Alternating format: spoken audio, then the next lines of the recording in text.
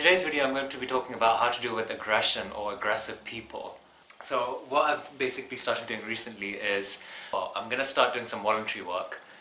When you have a range of problems, you can present with aggression or aggressive tendencies. And so today I attended a training session for that. Most of the time, what they said to us was, which is very interesting and intriguing, is that when people are feeling aggressive and they're basically kind of reaching out to you, they're trying to get your attention, what's happening in that particular moment is that they're feeling an emotion beneath that, they're feeling a sense of vulnerability, or they're feeling a sense of being very frightened and scared.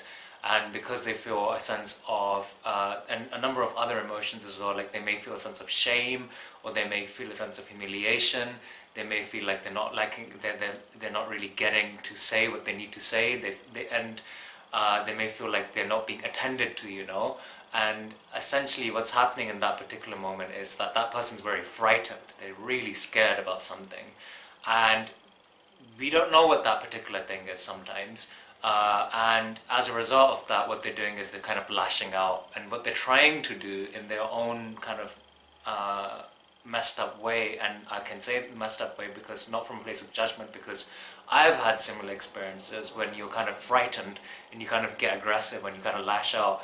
You're trying to communicate with the person, whoever it is that you're kind of targeting in that moment, whether you recognize it or don't recognize it, you're trying to say something to them, but you can't communicate that because your physiology is messed up, your adrenaline is really high, and coupled with that, as a result of that, you might have like lots of thoughts and emotions and feelings, and you're kind of quite highly emotive in that particular moment, and so as a result you can't communicate what you need to communicate. But essentially what they're trying to say to us was that in that particular moment that person's very frightened, they're really scared, and they're feeling very, very vulnerable and quite weak and fragile, and as a result what they're doing is they're trying to assert something, or they're trying to communicate something, which is the fact that they're feeling vulnerable and there's something there which is bothering them.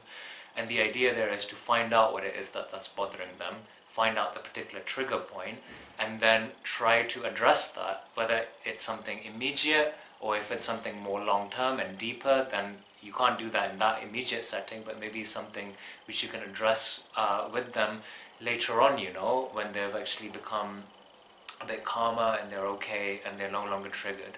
And the phase of being triggered is quite interesting as well, because there's also a phase which the person will experience, which is that after they've been in that cycle, they will dip down into a kind of depressive state where they're feeling guilt or shame or remorse for their actions. In most cases that's the case. So, and then they'll kind of go back to baseline, And so the idea is to communicate with that person once they've hit that baseline. Again, if you weren't able to intervene earlier after the episode, you could try to intervene there. And that's not really the job of someone who's volunteering. That would be the job of, let's say, someone who's actually a professional. But the paradigm is that basically most of the time people are feeling a sense of anger because they're frightened. And that's really interesting, and I think that's really helpful, because what's that helping us identify is that aspect, which it may present itself in a more overt way with someone who may have more serious problems, but that's something which all of us have. Something I have, maybe something which you've experienced and have too. So the idea is that how do you cope with that, and like you recognize that you experience that sense of vulnerability in your day-to-day life, and then that kind of gets larger and presents itself with aggressiveness towards yourself, aggressiveness towards another person. But the idea is that if we can look at another person and recognize that they're being angry right now because they're feeling a sense of fragility, we can do that with our own self. We can recognize that we might be being angry with ourselves or with another person because we're experiencing that sense of fragility. And the idea here is to become aware of that and mindful of that, recognize how we're feeling a kind of frightenedness, like we're feeling frightened and we're feeling scared, and we don't really know what to do, and as a result we're quite unsure. And I think the word which is coming to me again and again is that of feeling frightened. You just don't know what to do. And so I suppose the takeaway home message as a result of kind of attending this is that, and it's something which I think is so helpful to apply in your day-to-day experience as well, is that when you come across someone who's aggressive, they're scared, and the idea is to maybe ask them, communicate with them, and try to find out why it is that they're scared. And if you can't in that particular moment, recognize that in most of the time, most of the cases, people are doing that, whether it's your work or your partner, or whether you yourself are doing that because they are scared. And to really recognize that and be mindful of that and recognize that something's happened which has caused this person's not like this all the time, to see through that, cut through that, and see the vulnerability of the person, I think is incredibly helpful. And then trying to apply that principle to yourself too, and recognizing that a lot of the times we behave in ways the way we do is because we're frightened, and recognizing that and being the space for that. And I think one thing which is incredibly helpful is when you recognize it, to actually feel yourself being frightened or scared in real time, is so helpful, because when you do that, it doesn't go to your head, you just process the emotion as it stands. I'm adding my own bit into this, but I think this is something really helpful because I've been trying to do this over the last couple of days, and it's so hard, but I think just being present with whatever it is that you're feeling in its raw form can be so helpful. It's the hardest thing to do because it requires a tremendous amount of courage and a tremendous amount of willingness to be open, because that feeling of being vulnerable and small and almost feeling like a vulnerable child, I would say, and I'm not saying child in a derogatory way, but almost like very weak, that thing is the thing which we avoid so much in our day-to-day life.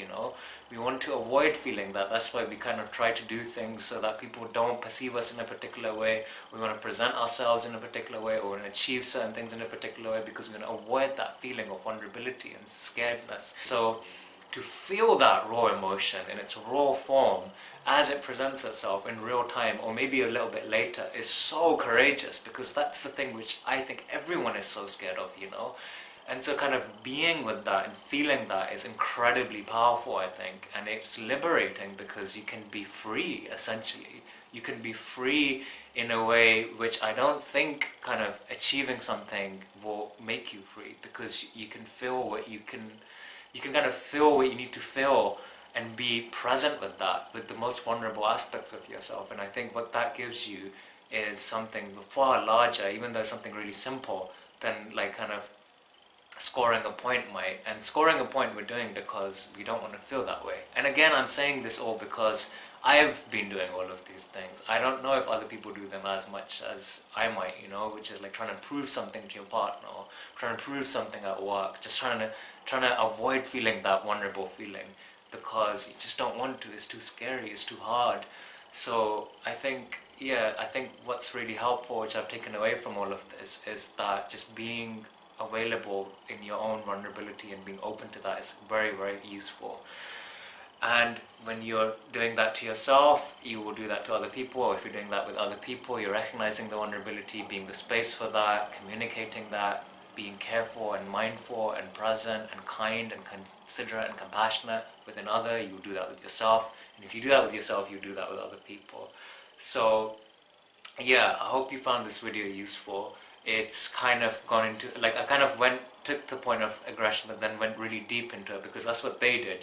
They identified what's actually happening inside of a person, which may lead them to present something which is aggressive later on. And in that moment, you have to kind of control the situation by being calm, and if you can't do that, then to defend yourself or seek help. But it goes much deeper than that, and so the idea is that if you recognize the depth of that, then maybe you can be of help, and you can be kinder and more considerate, so that it doesn't reach that level, both in your own, and now I'm kind of taking the stuff from the training and kind of applying it to my own life, but also to what may happen in a professional setting. But you can take that and really be with yourself, before you kind of lose kind of your patience with yourself or another person.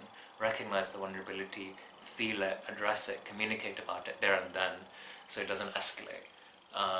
So yeah, I hope you found this useful, and yeah, I'll see you guys next time. I know this is a bit sporadic, and I kind of didn't really structure it that well, but again, yeah, I hope you found this useful. So yeah, thanks, and I will see you guys next time.